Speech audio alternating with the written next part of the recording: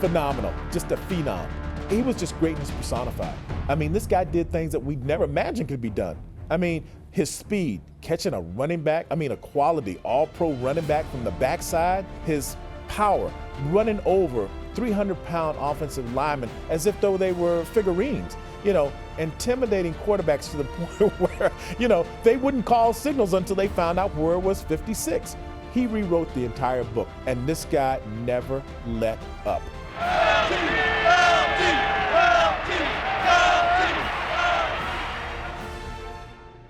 All right, Lawrence, you played for the Tar Heels. You're coming out in the draft in '81. Did you have a sense that the Giants were highly interested in you? During my senior year, it was just all about football. I just wanted to be the best player I could be. And I was drafted by New York, and I tell you, it didn't take long for me to fit in here and really start to embrace the guys and enjoy the time I spent here. LT would make an immediate impact, taking the league by storm and terrorizing opposing offenses. On the football field, I felt that my level of play or my ability was pretty far up there. And the things that I could do, they couldn't do. They just couldn't do. It's something when you know that they can't do what you do. Lawrence would be named Defensive Rookie of the Year, and he would form a special bond with then Giants defensive coordinator Bill Parcells. Well, it's my guy, we came together as assistant, and he was a young draft choice and catalytic player, dynamic, easy to coach. That was the great thing about Lawrence. You teach him something, he can take it right with him. Your job when you get a player like that is to let the talent flourish. Be more aggressive on that special now. They'll come back with that. That slant counter there. Yeah. Kick it over. I want to show how to play that. Yeah. Kick it. Go, Lawrence. Kick it over. Yeah. I would always cause something to happen, either a fumble or a sack or something. And Bill said, we don't even have that defense. I said, well, you better put it in on Monday because it's a doozy. Hey, baby, let's go out there like a bunch of crazed dogs and have some fun.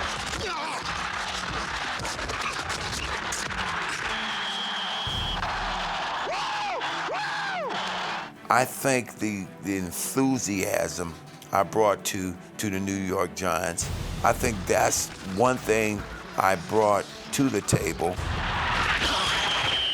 Son, I gotta do better than this. And I played at a high level, and the guys around me started to fall into that.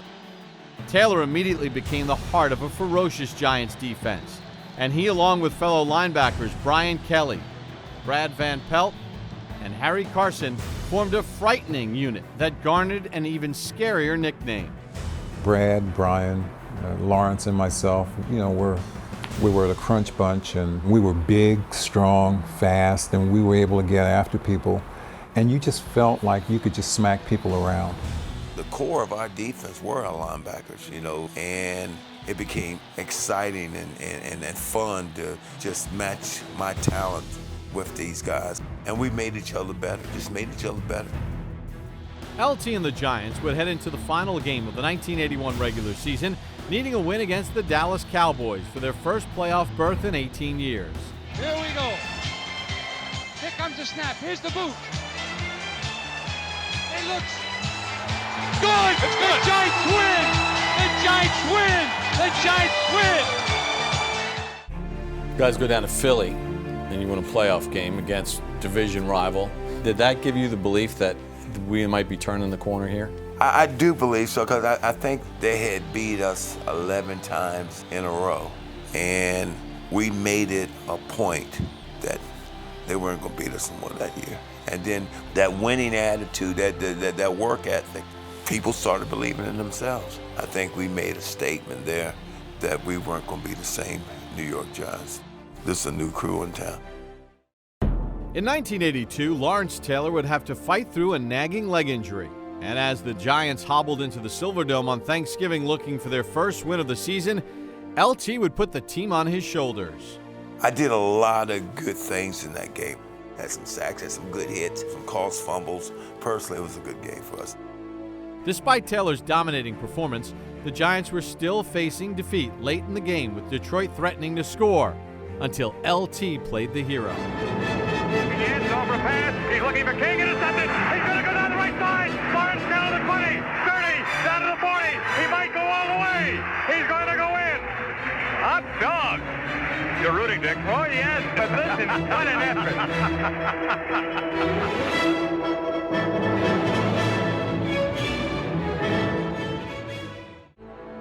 Following the strike-shortened season of 1982, Bill Parcells would succeed Ray Perkins as the new head coach of the Giants.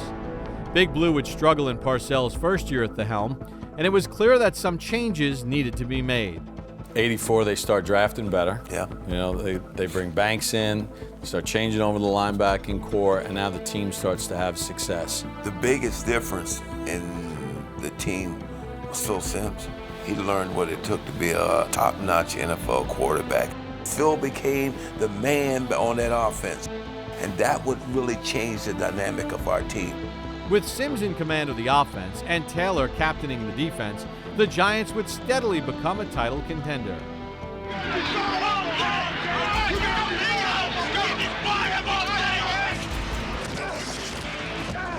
After upsetting the Rams in the 1984 wild card game, the Giants traveled to San Francisco, but just as they had done in 1981, they would lose to the eventual Super Bowl champions.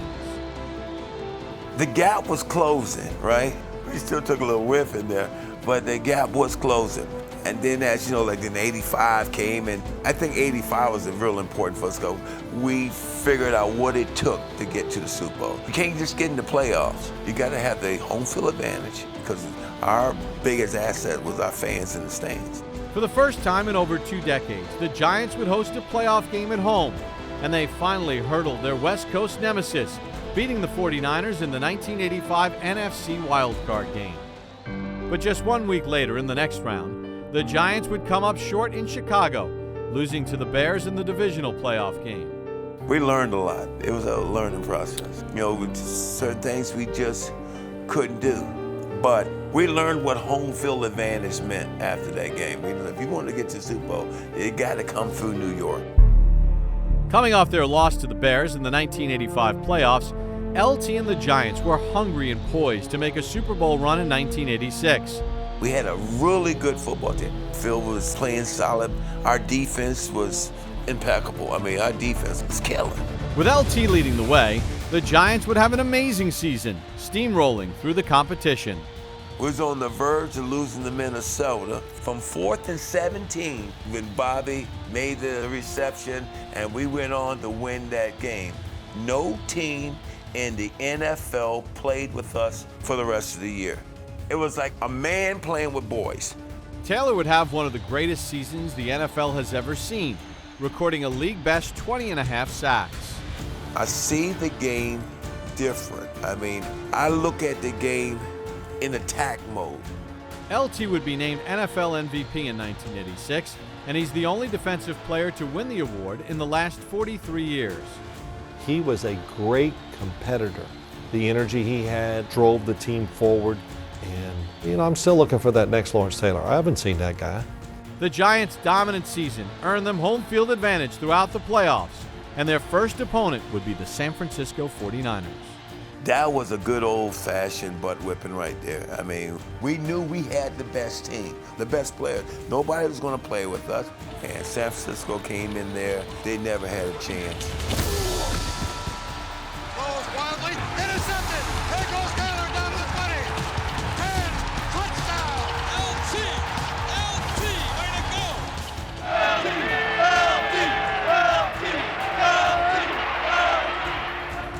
Next up for LT and the Giants was their third meeting of the season against rival Washington in the windy NFC Championship game.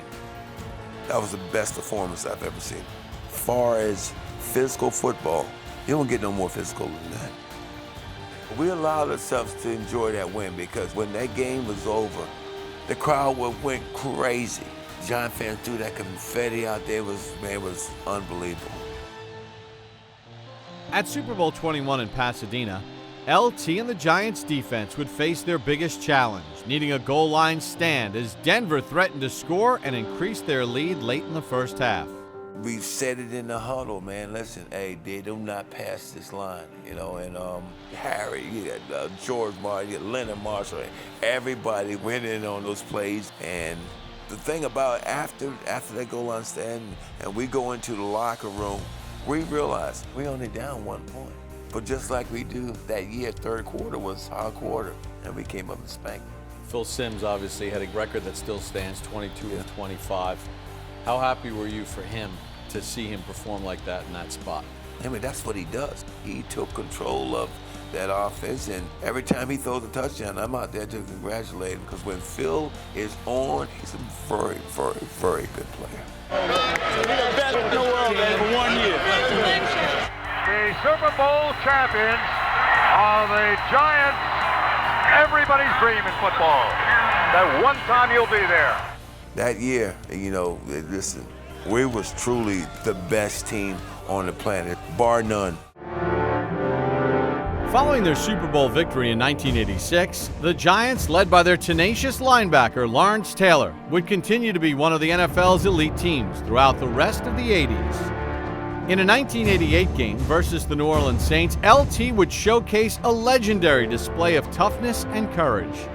Playing with a dislocated shoulder, Taylor added to his rising lure as the decade's most dominant defender. Talk about that Saints game. You got the torn pec, you got the harness, right. 3 sacks, 2 forced fumbles. It was a good day. Parcells says it's one of the greatest performances he's ever seen. It was a good day. His will made him ignore things like pain sometimes. People call it determination, whatever it is, he just had it, and he just would not give in. He was going to make it the way he wanted to make it. You know, when you're fighting a battle like that, you just want to stay. With the retirement of George Martin and Harry Carson following the 1988 season, Lawrence Taylor and Phil Simms had become the elder statesmen of the group. Lawrence Taylor, the oldest linebacker on the Giants team, man. Old guy. With their veteran warrior leading the way, the Giants stormed out to a 10-0 start in 1990. But in Week 15, Phil Simms would go down with a season-ending injury, thrusting Jeff Hostetler into the starting lineup. When Phil went down, Hostetler came in, and he added another dimension to our offense that nobody had seen. As the postseason got underway, with the mobile Hostetler at quarterback, the Giants would dominate the Bears at home, advancing to the next round versus a familiar foe. Let's go, here we come. Going back to California, guys. Hey, San Francisco, they're back. We're back. They're back. In the historic 1990 NFC Championship game, LT and the Giants would fight to dethrone the two-time defending Super Bowl champion 49ers. That game was one of those games they're going to have to scratch and claw to get a yard. And we just out there, we just working. That's where to jam on that too, okay? Keep hammering them. Keep hammering those outside receivers. I could have stayed out there all day. That's the type of physical football you want to play. LT's relentless pursuit on Joe Montana forced the 49ers quarterback into the oncoming bull rush of Leonard Marshall, resulting in this devastating blow. But chased out, finally hit from behind. The ball's loose. And he really took a shot in that back. Leonard Marshall coming from the backside. Boy, that is a real shot. Steve Young came in for the 49ers' final drive and needed only 2 first downs to run out the clock. And with their team desperately needing to get the ball back, LT would give the Giants new life. Hit behind the line of scrimmage, and the Giants have the ball. Lawrence Taylor out of the pack with the ball.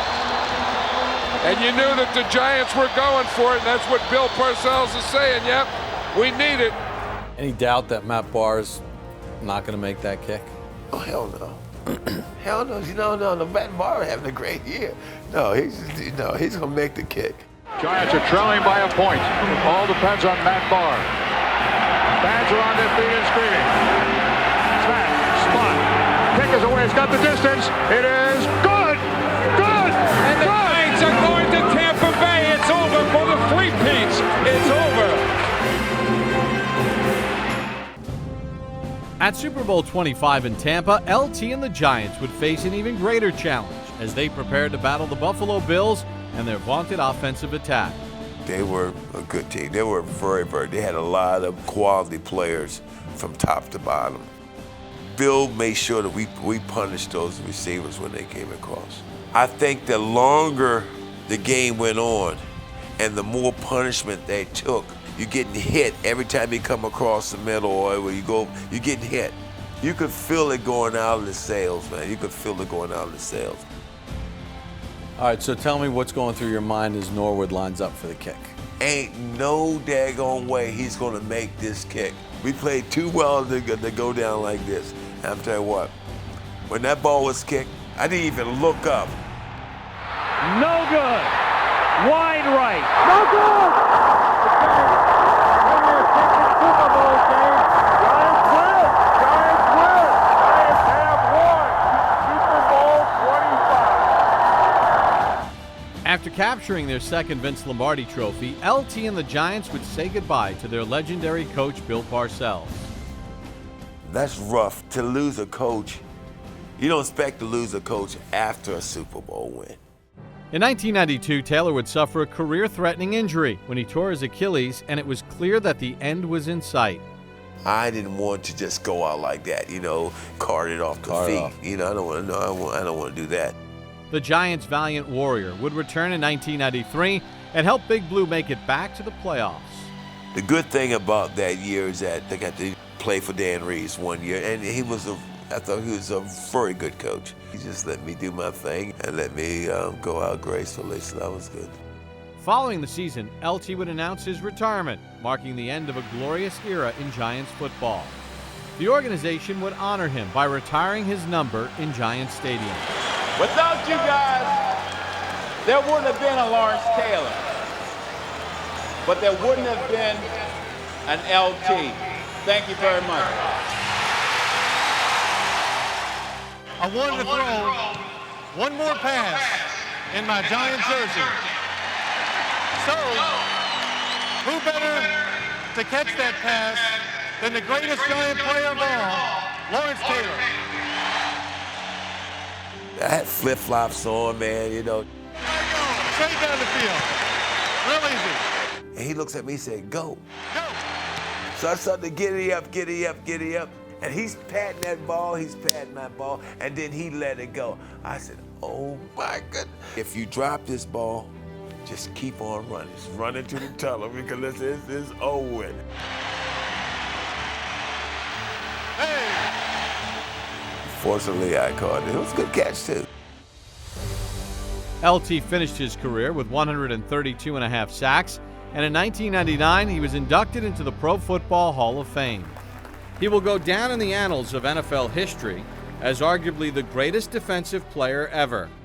LT's legend and legacy lives on, and he will always be one of the most beloved heroes in the long line of Giants greats. Once a Giant, always a Giant. I guess what it means to me is no matter what happens in my life, I'll always have the Giant family and be a part of it, because I tell you, being a Giant is pretty good.